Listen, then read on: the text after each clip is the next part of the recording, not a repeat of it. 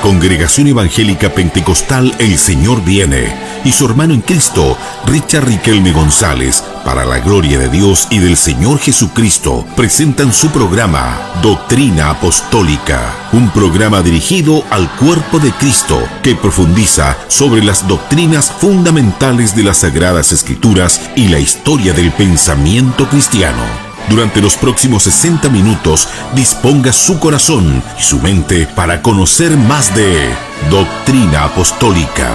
Bienvenidos.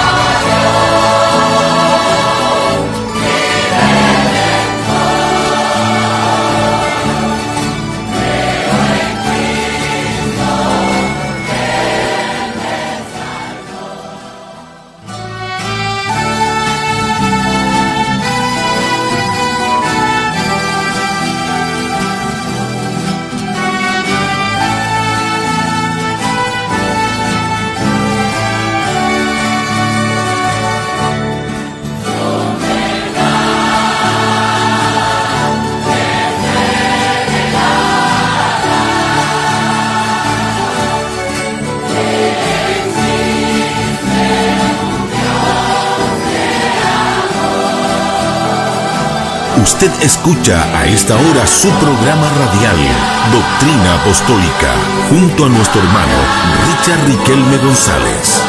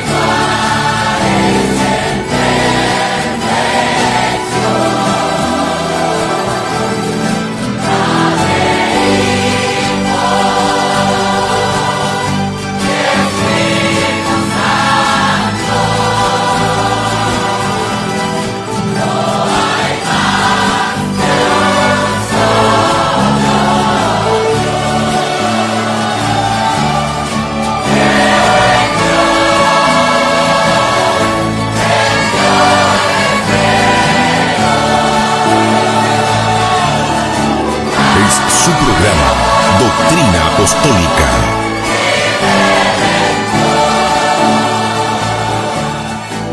En este nuevo año, en Radio Fe, la de la sana doctrina, seguimos firmes, iluminando tu vida con la verdad de la palabra de Dios. Radio Fe, la de la sana doctrina.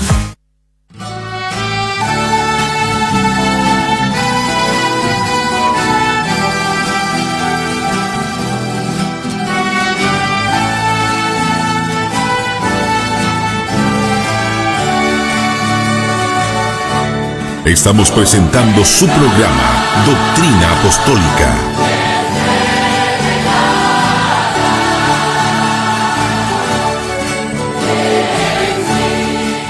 Amén, amén, amén, amén. Que el Señor nos bendiga grandemente. Mis queridos hermanos, los quiero saludar en el amor del Señor. Ya en este día, miércoles 23 de junio, damos comienzo a nuestro programa radial Doctrina Apostólica aquí en su radio Fe 1460 AM. Esperamos tener un tiempo de gran bendición espiritual hasta aproximadamente 5 para las 3 de la tarde. Aprovechemos este tiempo que el Señor nos da y escríbanos, salúdenos desde diferentes canales, medios. Nos puede escribir al chat del Facebook, por el que estamos saliendo ahora, Richard Riquelme Gué. Ya es una página de Facebook, y si usted también lo quiere, hermano, me puede escribir ahí al WhatsApp, más 569 53 18 65 85, más 569 53 18 65 85. Si usted quiere, también me puede escribir al correo doctrinaapostolica@gmail.com, doctrinaapostolica@gmail.com. Amén. Que les saluda es su hermano en Cristo, el hermano Richard Riquelme González. Saludamos también ahí a nuestro hermano Steven, que está ahí en los mandos técnicos, y esperamos en el Señor el poder hoy día estar respondiendo una pregunta bíblica que me estuvieron haciendo hace como unos 3 días atrás, que es conocido como uno de los pasajes oscuros, ya es conocido como uno de los pasajes oscuros que nos habla por un lado de Dios y por otro lado de Moisés. ¿Oscuro en qué sentido? Que es incomprensible o que es poco comprensible a simple vista, a no ser que uno haga un estudio exegético, contextual, etcétera, etcétera, etcétera. Ahí creo que en Éxodo capítulo 3, verso 24, y por lo que me recuerdo, verso 25. Ya, así que hoy día vamos a tratar de responder esa interesante pregunta que nos hacía un hermano para la gloria del Señor. Amén. Así que tenemos esta primera etapa, hermano, para poder saludarles, para comentarles que ayer estuve dando un estudio bíblico acerca de los ángeles, ¿ya? Allí en Santa Elena 520, así que usted puede ver la prédica, no tiene muy buen audio, ya que no llevé los micrófonos, entonces tuve que compartir el estudio bíblico a modo de ambiente, sonido ambiente, pero igual se entiende bien, así que si usted quiere saber el rol, la función, la naturaleza de un ángel, en ese estudio bíblico usted va a poder aprender bastante, ¿ya? ¿Cuál es la naturaleza de un ángel? Que es un espíritu. Es un espíritu que está puesto al servicio, ¿ya? Al servicio. Número 1, al servicio de Dios. Número 2, al servicio de los planes de Dios. Y número 3, están puestos al servicio de los que heredarán la salvación. ¿Ya? Ahí también hablamos un poco acerca de cómo un ángel distingue cuando una persona es de Dios o no es de Dios. Si el ángel no es omnisciente y tampoco puede conocer a todos los cristianos. Lo que pasa es que hay un sello de Dios, según lo que está establecido ahí en Ezequiel y en el libro de Apocalipsis, que hay un sello de Dios que distingue al que es de Dios y al que no es de Dios, y ese sello ven los ángeles, espiritualmente lo ven, amén. Y hablamos, entre otros tópicos, que el ángel, de acuerdo a la palabra hebrea, por ejemplo, Malak, en hebreo Malak, y su plural podría ser Malakim o Malachim, ya que implicaría ángeles, y también está su término griego, que es ángelos o ágelos, ya que básicamente implican una designación de alguien que lleva un mensaje, También dentro de los propósitos de los ángeles, hermano, está derramar juicio. Eso también enseñábamos ayer, que uno de los propósitos de los ángeles también es derramar los juicios de Dios. Estuvieron allí cuando el juicio de Dios cayó sobre Sodoma y Gomorra y las otras ciudades. Estuvieron también, o estarán más bien dicho, los ángeles derramando juicio en el periodo de mayoritariamente de la gran tribulación. Allí van a estar derramando juicios tremendos los ángeles, ¿ya?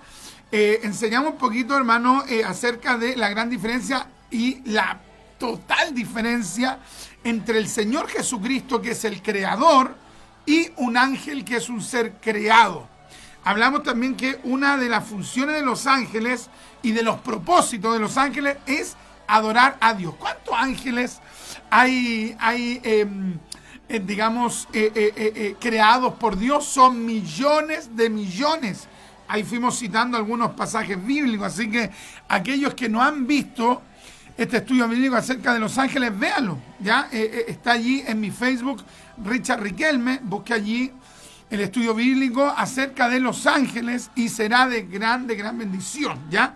Así que estamos contentos por haber compartido esa temática el día de ayer. Déjenos un like y déjenos un comentario.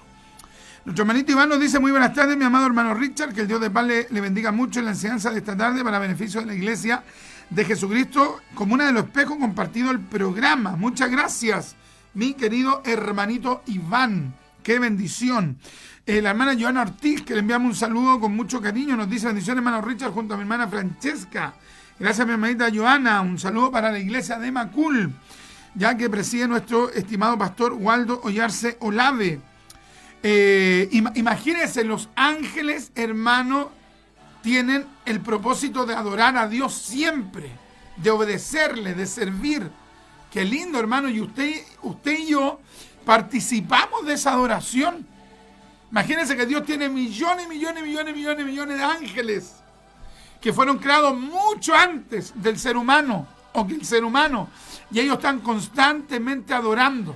Dios no necesita tu adoración, porque Él es suficiente. Él es autoexistente. ¿Cómo se llama eso? La aceidad de Dios. Anótelo usted por allí. Aceidad de Dios. Anótelo usted por allí. Aceidad de Dios.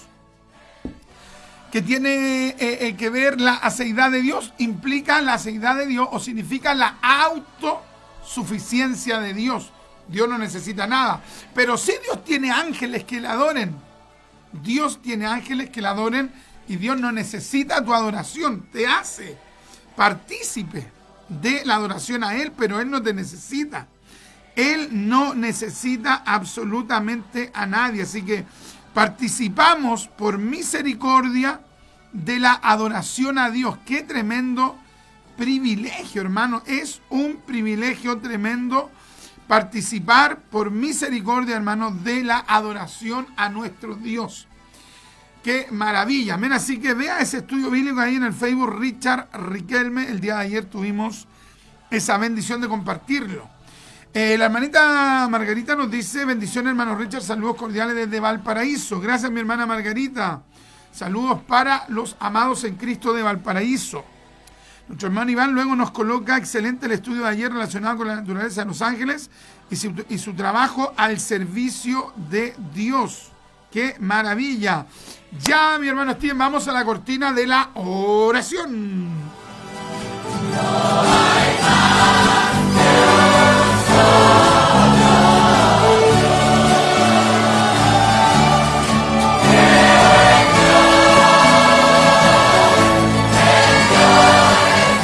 Estamos presentando su programa Doctrina Apostólica.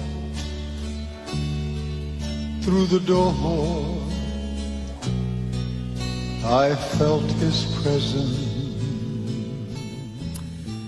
Amantísimo Dios, en este momento, Padre, queremos darle gracias por darnos este honor de estar aquí en la Radio Fe. Es un honor para mi vida, mi Señor, que usted me considere para servirle, Padre mío. Es un honor servirle, Padre. Use mi vida a pesar de mis debilidades, mis limitaciones, mis faltas. Úseme con la única finalidad que el Dios eterno sea glorificado. Deme palabra de sabiduría, palabra iluminada. Permítame ser un instrumento escogido en sus manos para bendecir. Espíritu Santo, deme la luz que proviene de usted para enseñar su palabra. Bendiga a mis hermanos auditores, edifíquelos, aliméntelos, anímelos, exhórtelos, y aquellos que estén errados en algo, corríjanlos, mi Dios, corríjanos en aquella área que tenemos que mejorar. Gracias, Padre, por su palabra, por este tiempo de bendición, en el nombre de Jesús. Amén y amén.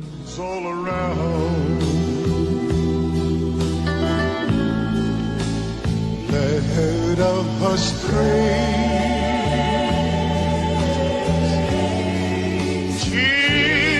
Usted escucha a esta hora su programa radial Doctrina Apostólica junto a nuestro hermano Richard Riquelme González. Amén, amén, amén, amén. Ya tenemos las 12:15. Nuestra hermana Nelly nos dice: Dios lo bendiga a mi hermano Richard, el Señor lo use en la enseñanza, compartido el programa. Gracias, mi hermanita Nelly. Nuestra hermana Alba nos dice: Dios le bendiga y use grandemente a mi hermano Richard, compartía la bendición, gracias. Nuestra hermana Karen nos dice: Dios lo bendiga, hermano Richard, ya conectada para escuchar la bendita y excelsa palabra del Señor desde Houston. Son las 1:13. Dios me la bendiga grandemente. Saludos para los Estados Unidos. Qué bendición el poder compartir a diferentes lugares la gloriosa palabra del Señor. Amén. Bueno, y agradecerle al Señor por todos nuestros hermanos que colaboran para nuestro programa Doctrina Apostólica, tanto para el programa como para el traslado y para apoyar nuestro propio ministerio en la palabra. Muchas gracias, mis amados, porque eso nos permite el poder seguir enseñando gratuitamente la gloriosa palabra del Señor. Es realmente un honor el ser útil para la obra de Dios. Ya es una bendición. Siéntase honrado, hermano, cuando Dios lo considera en alguna área. Ya siéntase muy, muy honrado de parte del Señor. Vamos a ir entonces a la cuña y a la cortina de la enseñanza.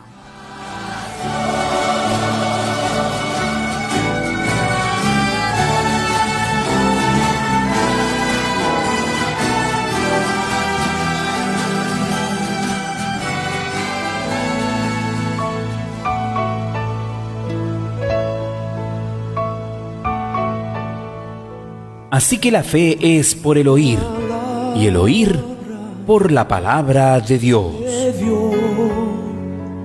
Dispongamos nuestro corazón para escuchar la exhortación de la gloriosa, sublime y excelsa palabra de Dios. Medite, opine, practique y comparta lo que Dios le entregó por medio de esta enseñanza.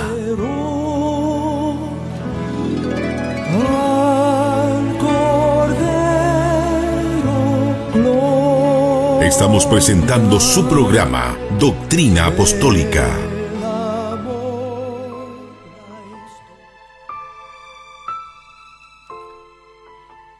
Amén, amén, amén, amén. Qué bendición, mis amados. Ya me estuvieron haciendo una pregunta, hermano, en estos días que yo no pude responder por tema de tiempo, pero vamos a compartir la respuesta en esta hora.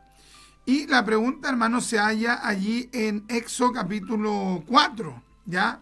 Éxodo capítulo 4, y vamos a contextualizar, vamos a leer desde el versículo 18, ¿ya? Hermano, en el capítulo 4...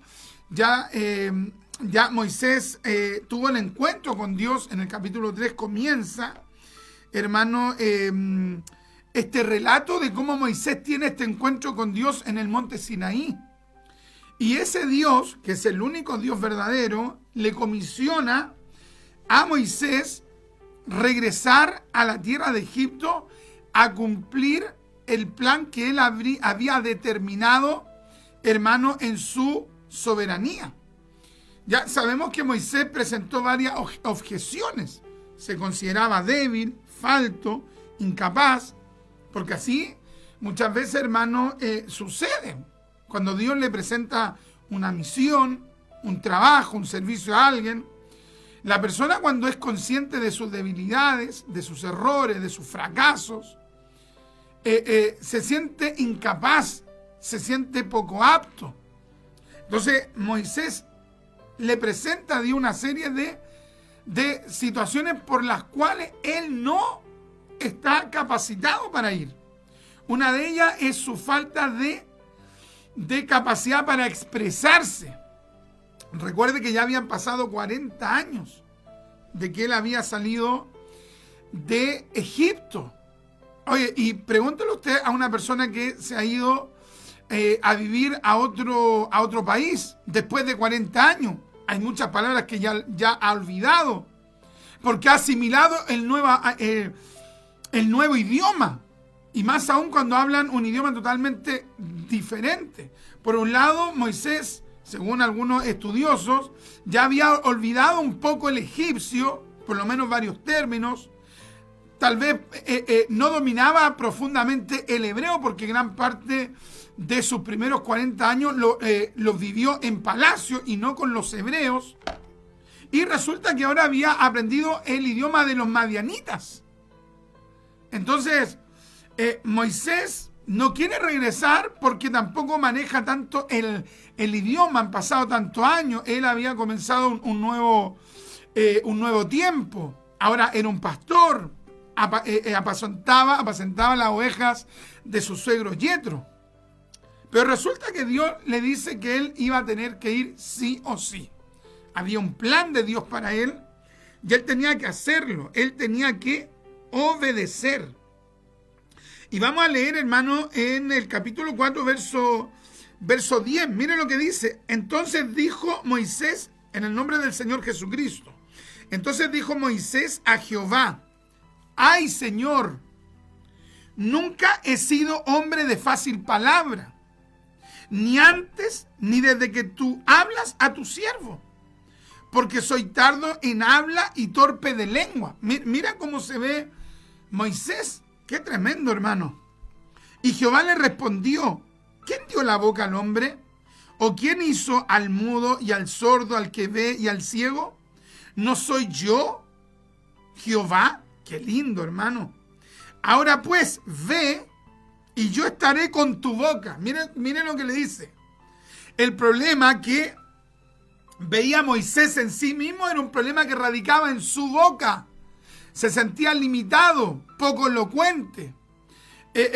Posiblemente ya había olvidado cómo se hablaba de manera ligera, de manera fácil aquellos idiomas. Y más aún, Moisés retrocede al punto de decir, al punto, digamos, cronológico, de decir que incluso cuando vivía ya en Egipto tampoco hablaba tan fluidamente. Y resulta que Dios, ¿qué es lo que le dice? Impresionante. Ahora pues ve, y yo estaré con tu boca, yo estaré con tu debilidad, yo estaré en tu incapacidad. Yo te estaré sosteniendo en esa área que tú eres débil, allí voy a estar yo. Yo voy a poner palabras, yo te voy a ayudar. Con esto Moisés queda claro que las debilidades no son una razón, las incapacidades no son una razón para no hacer la misión de Dios. ¿Qué misiones Dios te ha propuesto? O Dios te ha mandado, más bien dicho.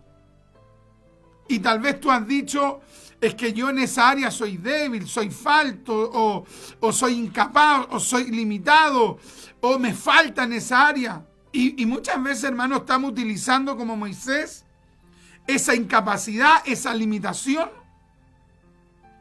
para no hacer la voluntad de Dios.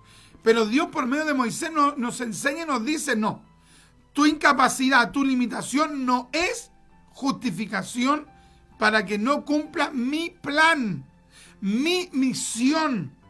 Ahora pues ve, y yo estaré con tu boca, y te enseñaré lo que hayas de hablar. Y él dijo, ay, Señor, envía, te ruego, por medio del que debes enviar. Moisés básicamente le está insistiendo que envíe a otro.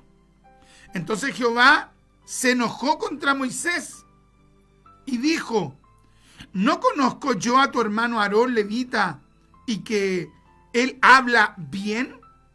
He aquí que él saldrá a recibirte y al verte se alegrará en su corazón. Mira qué tremendo, hermano. ¿Te das cuenta que cuando de repente le presentamos demasiadas objeciones a Dios, el Señor puede llegar a un momento en que se enoje? Hay gente que no cree esto. Claro, hay veces que uno dice, es que es mi limitación, mi Señor, es que tengo esta limitación, es que tengo esta incapacidad, y uno cree que Dios siempre va a decir, chuta, qué lata, ya te entiendo, ¿no? Puede llegar un momento que Dios te diga, no, sabes que yo no te entiendo, te estás puro justificando, estás puro presentando peros. Mira, se enojó. Entonces hay gente que realmente tiene una falsa humildad. No, es que es que yo no fui formado para esto. Y siente el fuego, siente el llamamiento, siente que Dios le dio esa función, pero muestra una falsa humildad tomándose de la incapacidad. Entonces aquí Dios se enoja. Entonces Jehová se enojó contra Moisés y dijo: ¿no conozco yo a tu hermano Aarón, levita, y que él habla bien?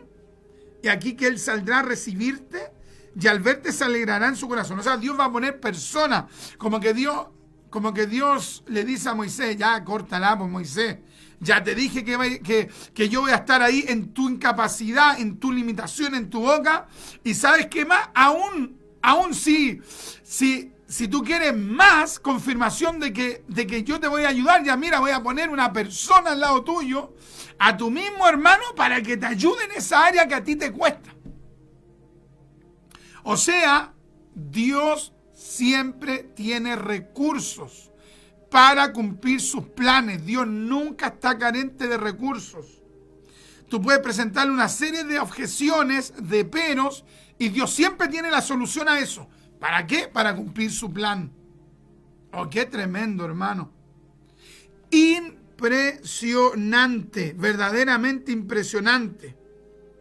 Tú hablarás a él y pondrás en su boca las palabras, y yo estaré con tu boca y con la suya, y os enseñaré lo que hayas de hacer. O sea, voy a poner a alguien que sea tu complemento para que esta obra se cumpla. Impresionante. Impresionante. Ahora nos vamos a saltar, mis amados hermanos, al verso 18. Así se fue Moisés, y volviendo a su suegro Yetro, le dijo: iré ahora, después que tuvo ese encuentro ahí en el monte Sinaí.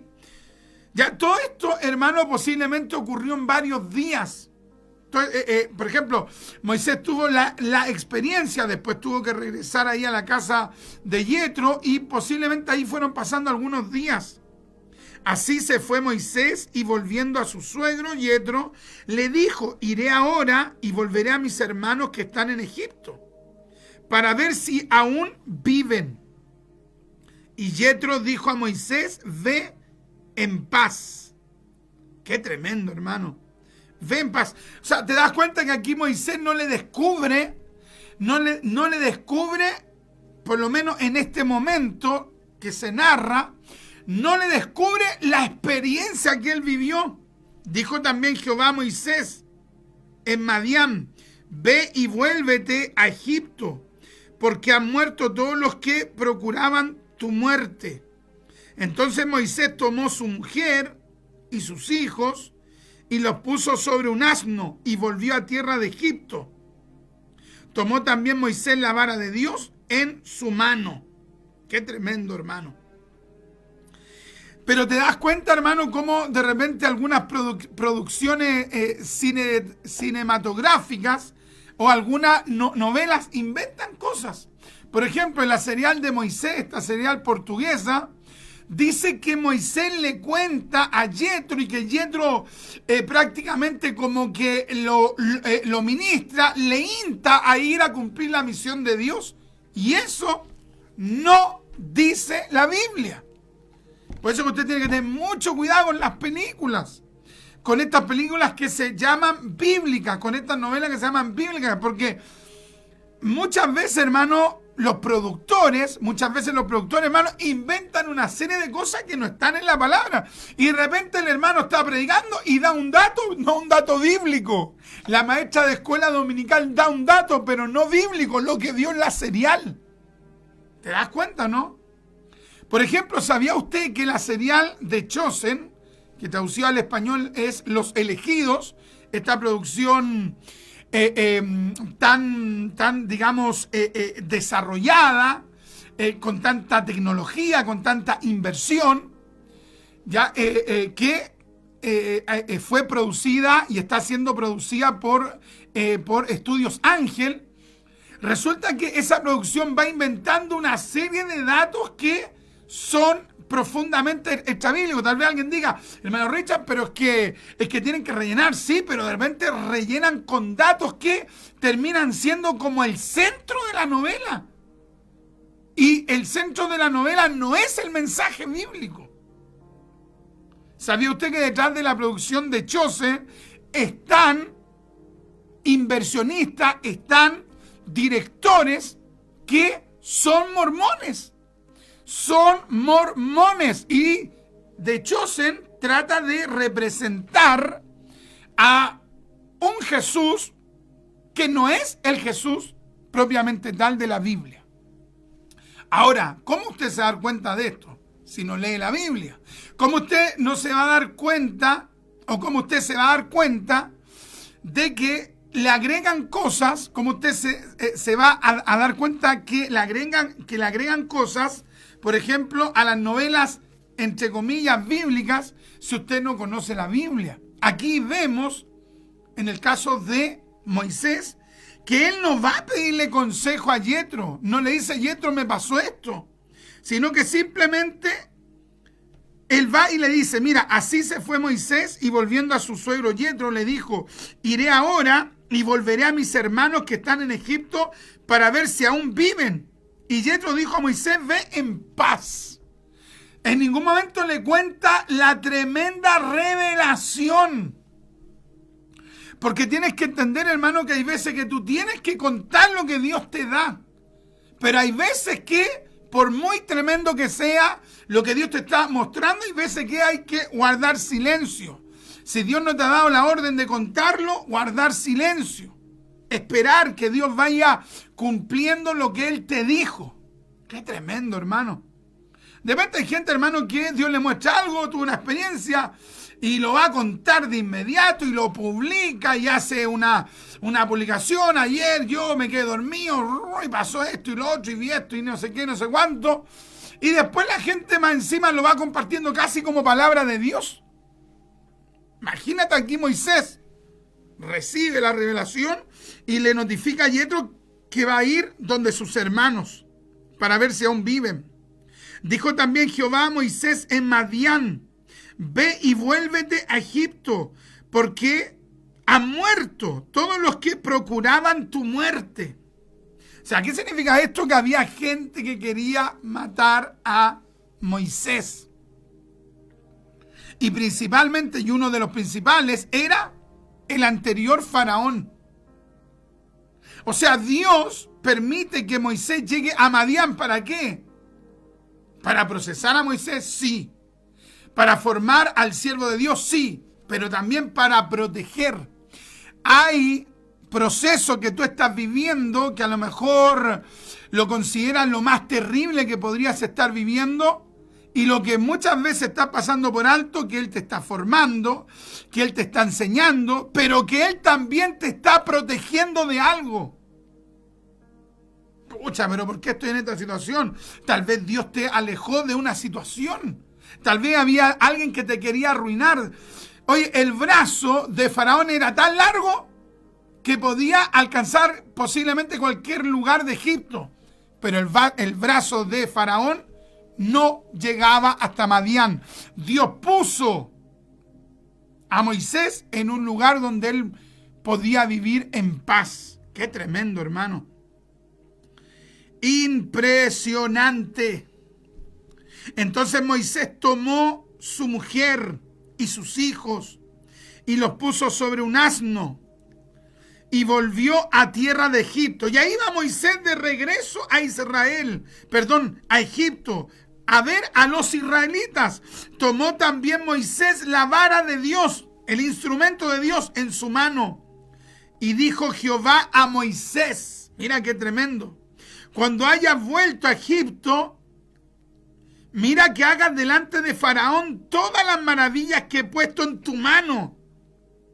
Pero yo endureceré su corazón, de modo que no dejará ir al pueblo.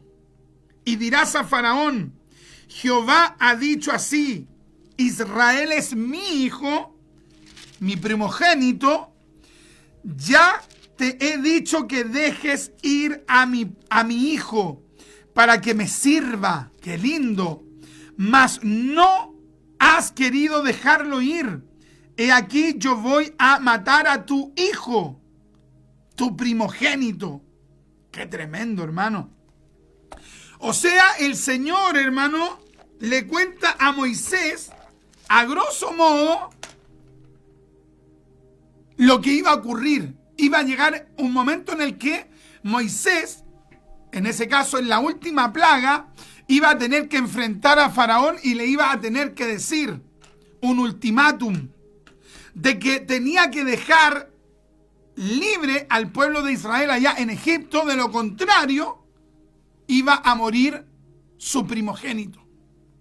Ya, o sea, Dios, hermano, le sintetiza que finalmente él, dentro de todo su plan, finalmente todo lo que se narra aquí de manera sintetizada en los capítulos que vienen más adelante, se va detallando lo que Dios le dijo a Moisés de manera detallada, que es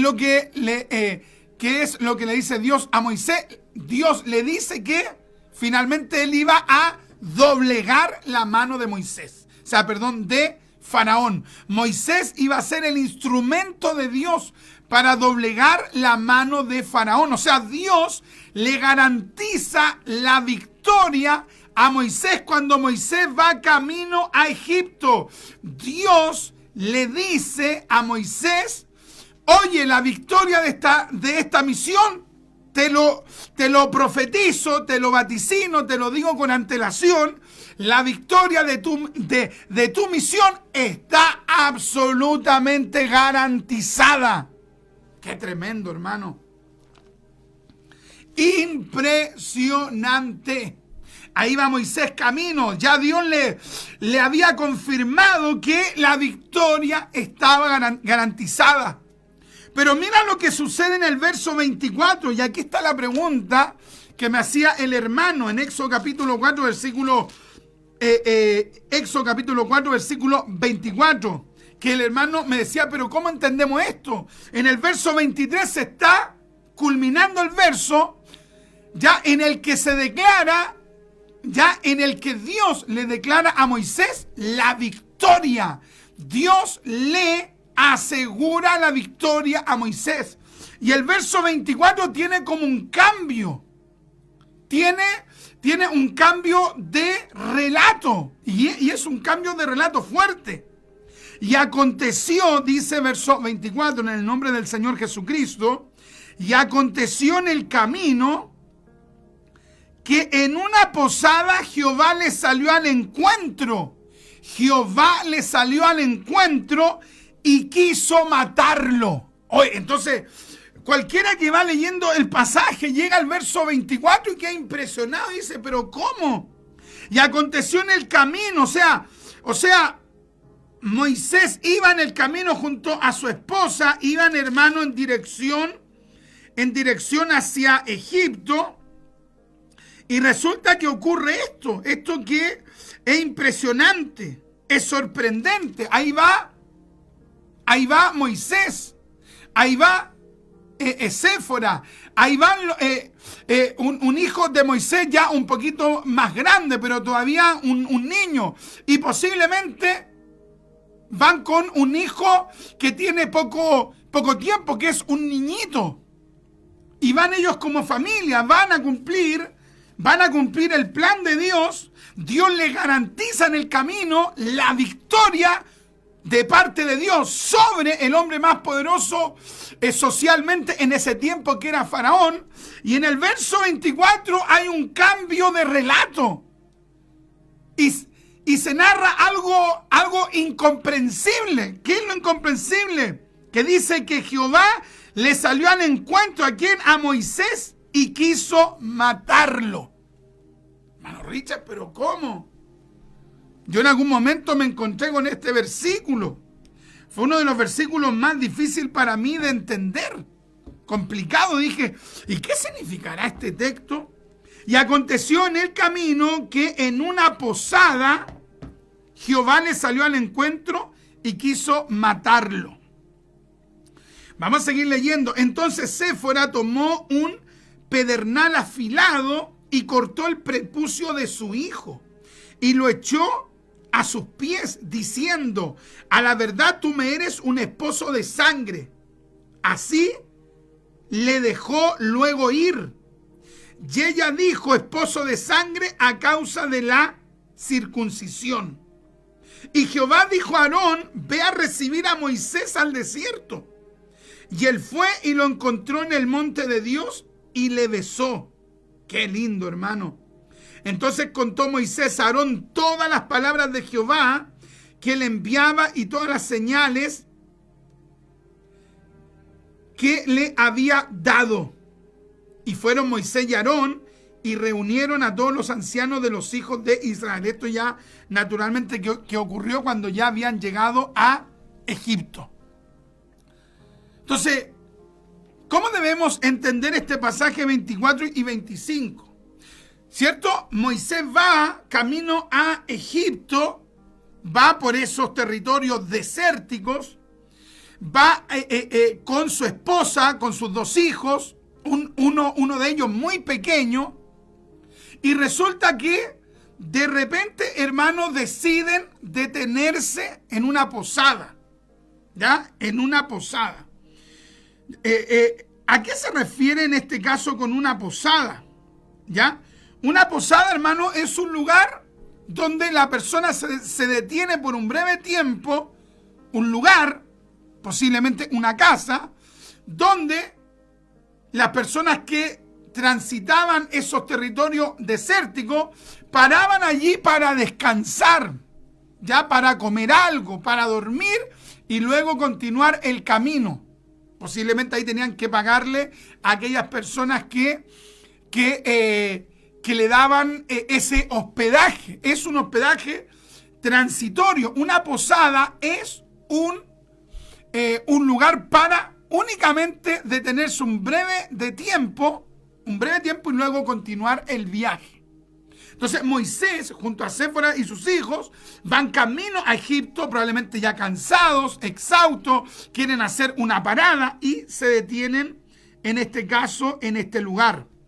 La Nueva Traducción Viviente traduce que ellos iban rumbo a Egipto, en un lugar donde Moisés se detuvo con su familia para pasar la noche. O sea, estaban exhaustos, querían descansar, se detienen allí y la NTV dice, el Señor enfrentó a Moisés y estuvo a punto de matarlo. ¿Por qué motivo? ¿De qué forma? Varios intérpretes sostienen que esto ocurrió por medio de una enfermedad. Vino un cuadro a su estado físico, se sintió decaído, se sintió con un malestar tremendo, Moisés posiblemente sintió que iba a morir en ese momento. ¿Y por qué iba a morir? Por un juicio de Dios. ¿Pero por qué, hermano Richard? ¿Por qué Dios lo iba a juzgar de esa manera? La versión popular dice, durante el camino, en el lugar donde Moisés y su familia iban a pasar la noche, el Señor salió al encuentro de Moisés y quiso matarlo. La Nueva Biblia Viva traduce, durante el viaje Moisés y su familia se detuvieron para pasar la noche. Allí el Señor se le apareció y amenazó con matarlo. ¿Por qué, hermanos? Si en el verso 23 Dios le había garantizado la victoria, Dios le había garantizado el triunfo, Dios le había garantizado que Él iba a cumplir su plan con él. ¿Por qué de repente el Señor se aira, se enoja, se enfurece con Moisés? Lo que pasa, hermano, que del verso 23 al 24 probablemente pasaron algunos días. Y en todos esos días, tanto y primeramente Moisés, como también su esposa Séfora, no pusieron atención a algo importantísimo, que había uno de sus hijos que ellos no habían circuncidado. Hermano Richard, ¿pero por qué? Por ese detalle. Por ese detalle tan secundario, tan irrelevante, que no es irrelevante, porque la circuncisión era la señal del pacto. de los descendientes de Abraham con Dios. Entonces, ¿cómo una persona como Moisés iba a querer cumplir el plan de Dios? Por un lado, iba a ir con fe, con confianza, con valentía, con determinación, con una tremenda experiencia. Y por otro lado, esa persona no iba a cumplir el principal precepto de Dios. ¿Qué es lo que indica esto? De que cuando Dios le da una misión a alguien, esa persona, por más ungida de Dios, por más capacitada por Dios, por más llena del Espíritu Santo, esa persona no está exenta de cumplir los mandamientos de Dios, especialmente los que son esenciales para que Dios use a aquella persona. ¿Cuántos líderes, hermanos, que creen que Dios le da exigencia a los demás? Los demás tienen que hacer cosas. Ellos tienen licencia. Ellos pueden no cumplir tales normas. Los hermanitos sí, pero ellos no. No, pero es que eso no es bíblico. Porque imagínate, Dios se enfurece, ya se aira con Moisés, porque Moisés recibe el plan, Moisés recibe la misión, Moisés recibe la vara. Dios le comenta todo lo que él va a hacer en síntesis. Dios lo bendice y resulta que él no cumple con lo mínimo, que es circuncidar a su hijo. ¿Dónde sale eso, hermano Richard, que todos los descendientes de Abraham tenían que circuncidar a sus hijos? Génesis capítulo 17. Génesis capítulo 17. Dios no exime a los líderes, a los ministros, a los pastores, a los obispos, a los evangelistas. Dios no los exime a ellos de los deberes, de los mandamientos, de las exigencias. Aún más, es precisamente a ellos a los que Dios más les va a demandar. Génesis capítulo 17, versículo 10. Vamos a leer del verso 9. Dijo de nuevo Dios a Abraham. ¿Con quién Dios parte haciendo su pacto? Con Abraham. ¿Por qué Dios mantiene su fidelidad con Israel? ¿Por qué? Porque él es fiel a su palabra y también es fiel a su siervo Abraham, a las promesas que le hizo a él. Entonces, Moisés evidentemente que sabía lo de la circuncisión, pero ¿qué pasó allí? Comenzó a dilatarlo. Ya hay conjeturas. Algunos reformadores sostienen que posiblemente Séfora fue dilatando eso porque no era una exigencia dentro de la cultura madianita que al hijo lo circuncidaran en los primeros 8 días. Entonces tal vez ya como que fue dilatando, y algunos sostienen que Moisés también fue responsable porque dejó que eso se dilatara. Mañana lo hacemos, mañana oro, mañana ayuno, mañana me pongo a cuentas con Dios, mañana pido perdón, más adelante. Oye, ¿cuántas veces, hermanos, hemos ido dilatando el resolver situaciones? Vamos dilatando. Moisés comenzó a dilatar el asunto y Dios vio esa negligencia. Dijo de nuevo Dios a Abraham: en cuanto a ti guardarás mi pacto. Y mira lo que dice luego: tú y tu descendencia. Tú y tu descendencia. Y Moisés era descendiente de Abraham, y más que eso, era el ungido de Dios para ese momento. O sea, él tenía que dar el ejemplo. ¿Cómo iba a decirle a los israelitas cumplan los mandamientos de Dios cuando él no cumplía el mandamiento por excelencia, o el mandamiento primario que todo israelita tenía que realizar cuando tenía un hijo? Qué tremendo, hermano. Qué tremendo cuando hay alguien que exige lo que él no quiere vivir. Se lo exige a medio mundo, pero no lo quiere vivir. Y eso es lo que Dios no quiere que Moisés haga. Dios no quiere que Moisés hable de obedecer a Dios, siendo que él no hubiese obedecido sus mandamientos. Dios no quiere que Moisés sea un líder inconsecuente, un líder hipócrita, fariseo. No. el que Dios está comisionando es el que más tiene que esforzarse por la gracia de Dios, por la gracia de Jesucristo en cumplir la palabra de Dios. En cuanto a ti, guardarás mi pacto, tú y tu descendencia después de ti por sus generaciones. Este es mi pacto que guardaréis entre mí y vosotros, y tu descendencia después de ti. Será circuncidado todo varón de entre vosotros.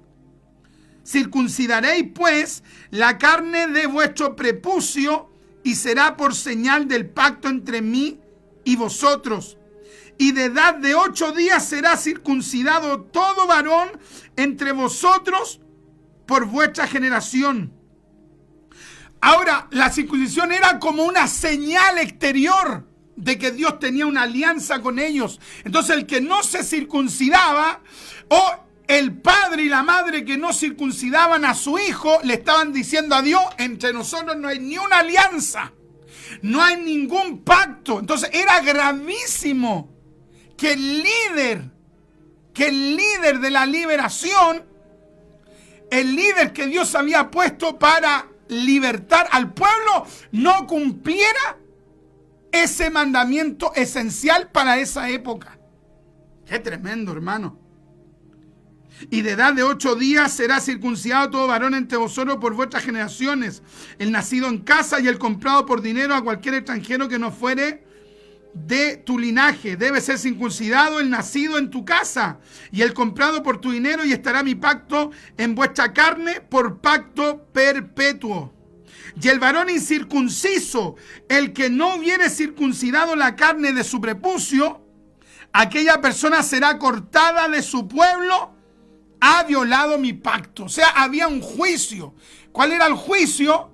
Cualquier israelita que no circuncide a su hijo puede morir bajo el juicio de Dios.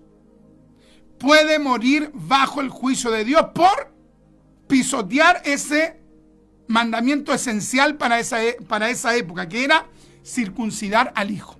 Ahora, ¿qué es lo que hace, hermano? Hoy se nos fue el tiempo. ¿Qué es lo que hace Séfora? Séfora entiende: oh, nos circuncidamos a nuestro hijo, pasaron los días, fuimos negligentes, fuimos irresponsables, dilatamos este asunto. Y ella va rápidamente y toma un elemento cortante, hermano, y le practica rápidamente la circuncisión a su hijo con un pedernal afilado. Y allí se detiene el juicio de Dios. Qué tremendo, hermano. Mis amados, la respuesta es clara. Nadie está exento de los mandamientos de Dios, y mayormente los líderes, los que presiden, los ministros, tienen que tomar en serio los mandamientos de Dios, especialmente ahora que estamos en la gracia. Hasta aquí dejamos esta respuesta, y que Dios nos bendiga. Estamos presentando su programa Doctrina Apostólica.